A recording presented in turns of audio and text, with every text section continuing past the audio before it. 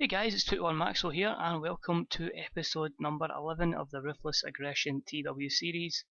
After last night's epic WrestleMania, we are now going to kick on with the new era, echoing in the run to WrestleMania 21, where it all begins again. We are starting off with a draft. We're having draft night, change it up a little bit so we can start having different feuds and whatnot.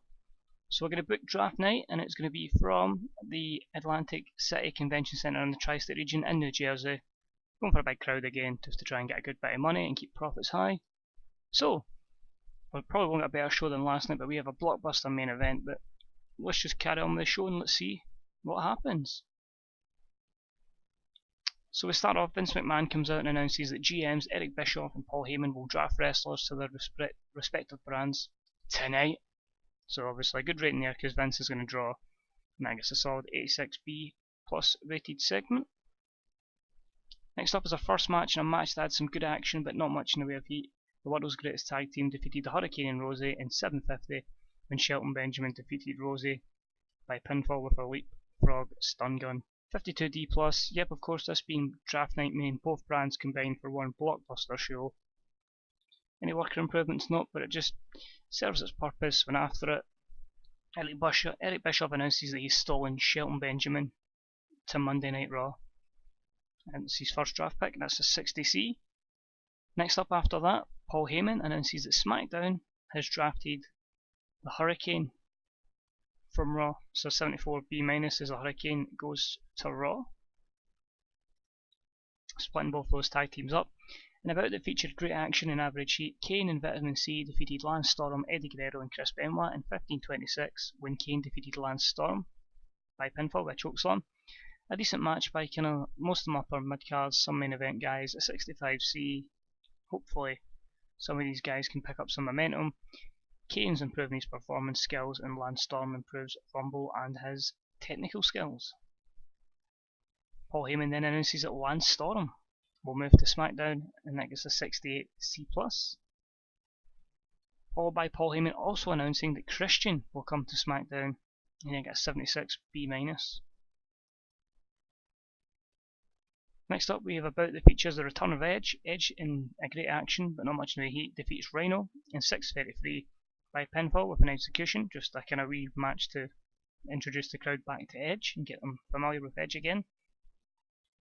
Decent there, but probably could have been a wee bit better. I was hoping I would get a B- with that, but we'll move along.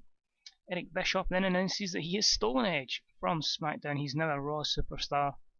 He gets a 72B-, so he'll be on Monday Night Raw.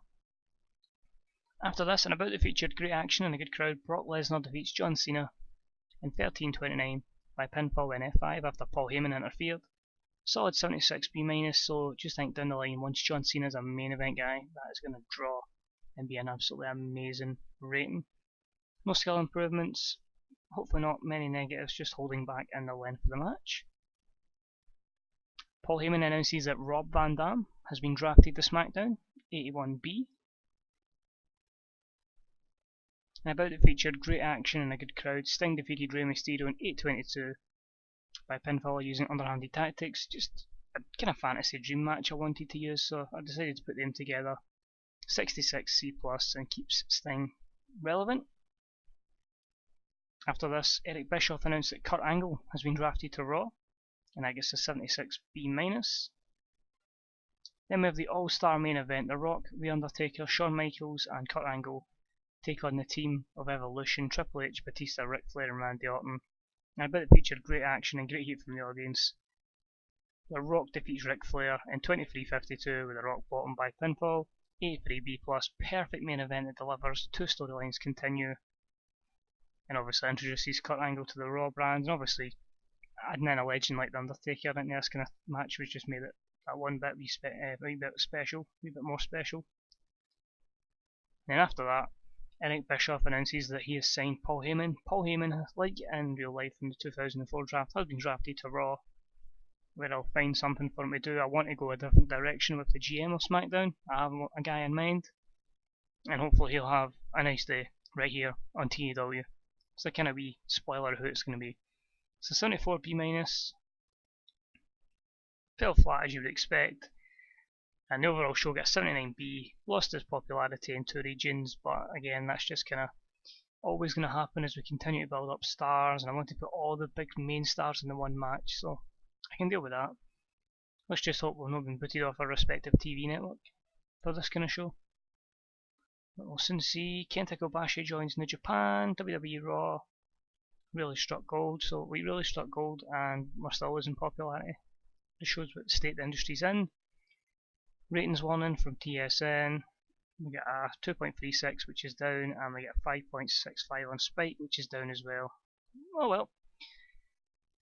We'll carry on, we'll see we remain cult for the time being, and hopefully we can keep pushing on and get back up to national, but that's going to take a while until we're out of the shop phase.